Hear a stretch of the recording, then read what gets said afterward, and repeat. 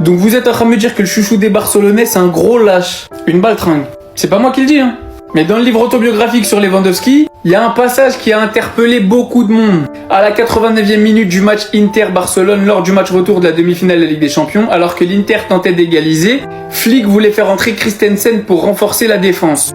Mais le joueur a refusé de participer, prétextant avoir mal au dos, mais Flick n'a pas été convaincu par cette excuse.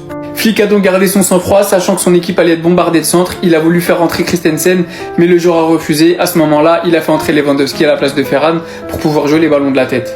À la suite de cette information, on a donc la femme d'Andreas Christensen qui a répondu sur Insta. Waouh, les gens écriraient n'importe quoi pour avoir de l'attention.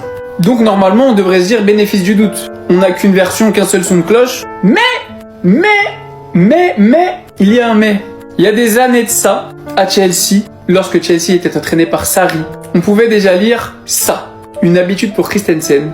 Ce n'est pas la première fois qu'une telle chose se produit avec l'international danois. Le 24 avril dernier, le défenseur a dû déclarer forfait pour le match contre West Ham après avoir souffert de crampes d'estomac lors de l'échauffement. 4 jours plus tôt, Christensen a demandé à être remplacé à la mi-temps de la rencontre face à Arsenal pour les mêmes raisons. Une habitude, puisque l'ancien entraîneur de Chelsea, Maurizio Sarri, déclarait en 2019 « Vous savez très bien que Christensen a des problèmes d'estomac les jours de match, il est toujours très nerveux, je ne sais pas pourquoi. » Autrement dit, c'est une baltringue. Ici dessus. Donc moi, j'aimerais bien croire Madame Christensen. J'aimerais bien me dire que c'est un vaillant soldat. On n'oubliera pas la BAC, on n'oubliera pas les bons matchs qu'il a pu faire chez nous, il est venu gratuit. Mais au bout d'un moment, beaucoup de ses blessures ressemblent à des gastro. Un peu des accidents de travail mytho au travail quand tu veux pas aller au travail. En fait, Christensen, c'est juste un agent de la RATP. Ah, mon dos! Il sait que c'est indétectable. Tous les gens dans le monde du travail connaissent cette combine. Andreas, visiblement l'Arabie Saoudite s'intéresse à toi. Moi je t'aime beaucoup, hein, mais je pense qu'il est temps de partir. Ça, cette news, personnellement j'ai décidé d'y croire. Peut-être que c'est faux, si c'est le cas que Dieu me pardonne. Mais je peux accepter beaucoup de choses, défendre beaucoup de choses. Mais le caca culotte, jamais. Des nouvelles, des bonnes nouvelles. Aujourd'hui a eu lieu la conférence de presse d'avant-match. Hansi Flick a donc déclaré « Je pense que Lamine Yamal sera bien de retour demain ». Oui, mesdames et messieurs. Rafinha sera de retour demain sur le banc. Tranquille, on précipite pas les choses, c'est le retour, il commence sur le banc, on voit le résultat du match, à quel moment faut le faire rentrer, faudrait pas le brusquer. Rashford a une fièvre et ne devrait pas être disponible demain. Bon, en ce moment, tout allait trop bien, fallait un point noir. C'était trop beau, depuis que Messi a remis ses pieds au Camp Nou, c'était trop beau. Voilà, vous pouvez voir, il n'a pas participé aux 2 dernières séances d'entraînement, il est malade, bon rétablissement à lui. Pedri sera-t-il de retour contre Chelsea? Je ne le sais pas encore.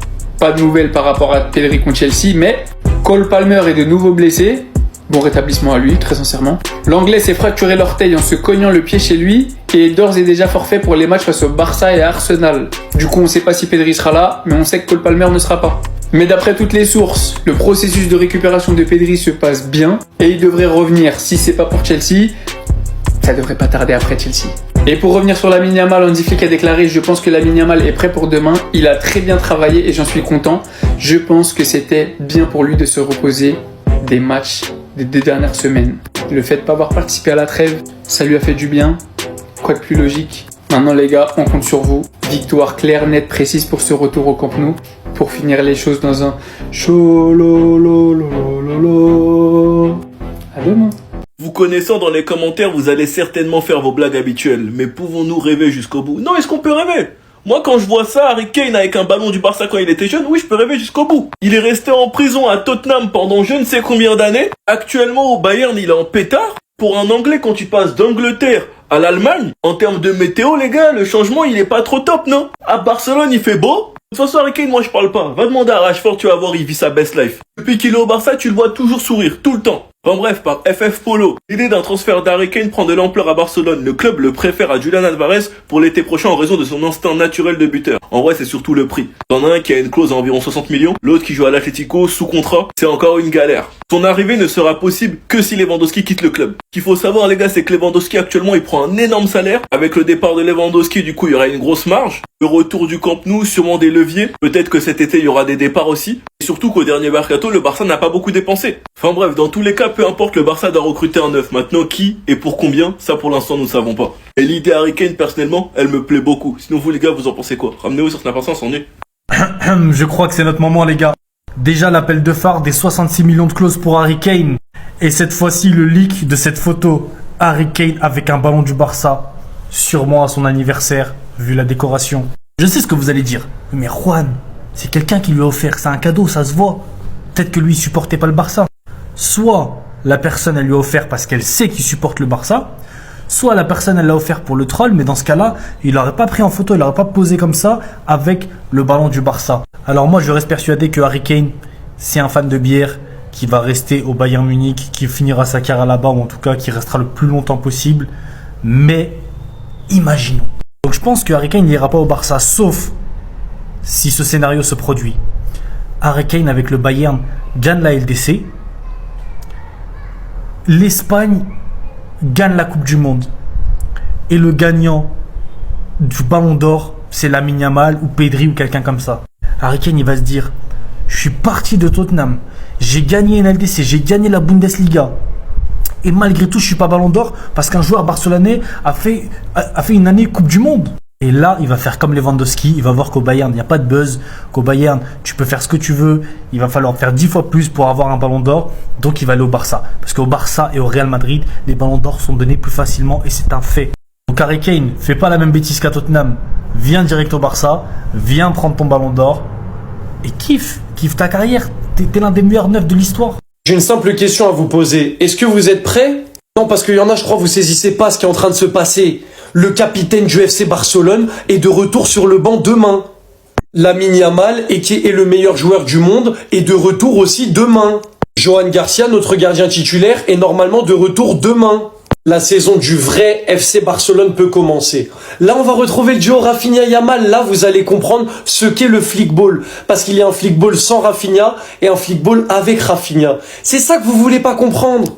L'homme qui est tout simplement le visage du club, qui a la mentalité, qui est le capitaine. Quand j'ai dit capitaine, c'est dans notre cœur. C'est pas le capitaine officiel, mais dans le cœur de tous les Barcelonais, Rafinha, il est capitaine. Voilà. Toujours là dans les grands moments comme pour mettre des buts mythiques comme celui-ci contre Benfica pour la plus belle remontada de l'année et sans aucun débat. Vous allez voir à quel point le flickball est fort avec Rafinha parce qu'en fait, jouer le piège du hors-jeu, quand t'as un mec comme ça qui presse devant, ça a rien à voir parce qu'il fait paniquer tous les adversaires. Donc le piège du hors-jeu est bien plus facile à gérer pour les défenseurs. Ça part des mecs comme ça part des attaquants comme Rafinha qui vont presser, qui vont faire chier l'adversaire. Et c'est ça qui fait que le flickball est aussi fort. Donc vous allez voir avec Rafinha, ça va être 1000 fois mieux et j'en suis persuadé. Donc maintenant soyez prêts et faites pas les choquer. Ils ont voulu lui manquer de respect, 5e Ballon d'Or, pas dans le 11 de l'année. Il a dit vous allez voir, là il va revenir, il va presser déjà, il va soulager nos défenseurs qui jouent le piège du hors-jeu. Et en plus il va ramener des buts, des passes. Vous savez déjà quoi, Rafinha, un des meilleurs joueurs de la saison dernière en termes de stats, en termes de football, en tout. Vous savez déjà qui c'est le duo avec le meilleur joueur du monde, Lamine Yamal. Ça va être tout simplement magnifique. Soyez seulement prêts. La saison du vrai FC Barcelone commence demain. Et là vous êtes pas prêts. Tout ce qu'il faut savoir côté Barça aujourd'hui, les gars. Harry Kane au Barça prend de l'ampleur pour l'été prochain. L'Anglais a une clause de 65 millions d'euros pour quitter le Bayern. Et le Barça est particulièrement intéressé en raison de ses capacités à marquer des buts et son jeu collectif. C'est même la une de Mundo Deportivo. Harry Kane gagne du terrain. Et au niveau des finances du club, il pense qu'un grand attaquant pourra être signé en partant du principe que le départ de Lewandowski permettra d'économiser 40 millions d'euros par an. Alvarez, c'est toujours le plan numéro 1 du club, mais son prix est trop élevé et l'Atlético Madrid ne veut pas le vendre. Et dans ce contexte, Harry Kane gagne du terrain. Lamine Yamal a reçu le prix Di Stefano de Marca en tant que joueur de la saison 2024-2025. Hansi Flick a été nommé entraîneur de la Liga pour la saison 2024-2025. Rashford ne s'est pas entraîné hier et aujourd'hui parce qu'il a la grippe, mais pas de blessure. Et l'information est que la présence de Rashford dans la liste de l'équipe contre l'Athletic Bilbao est peu probable. Nico Williams fera son retour demain après sa blessure de pubalgie. Il est préparé au pire demain au Camp Nou. Il sait qu'il devra faire face à des sifflets potentiellement plus forts que ceux qu'il a entendus la saison dernière à Montjuic. Son refus de signer à Barcelone après avoir été proposé au club par l'intermédiaire de son agent a suscité la colère des supporters du Barça. C'est confirmé, le Barça a définitivement choisi l'attaquant qu'il va recruter pour remplacer Lewandowski. On va voir ça tout de suite. Bon, tu sais que Lewandowski va quitter le Barça en fin de saison au terme de son contrat. Voilà, c'est plus ou moins confirmé par tout le monde et forcément, il va falloir lui trouver un remplaçant. Donc dernièrement, on a parlé de pas mal de noms, Julián Álvarez, Erling Haaland, Harry Kane, Serhou Guirassy et pas mal de joueurs encore et le Barça a enfin tranché. Le Barça a choisi Harry Kane devant tous les autres attaquants. C'est l'attaquant anglais que le Barça veut aller chercher cet été pour remplacer le Polonais. Pourquoi? D'abord évidemment parce que c'est un super attaquant, c'est peut-être le meilleur numéro 9 du monde en ce moment, mais aussi parce que c'est un attaquant qui ne va pas être très cher, 65 millions d'euros seulement entre guillemets évidemment, de clauses libératoires et donc il est moins cher que la plupart des autres attaquants comme Alvarez, comme Haaland. Je vous mets la source, c'est un article de Mundo Deportivo. Et en plus de ça, le Barça peut aussi compter sur le feu vert du joueur puisque Harry Kane est plutôt intéressé à l'idée de signer au Barça.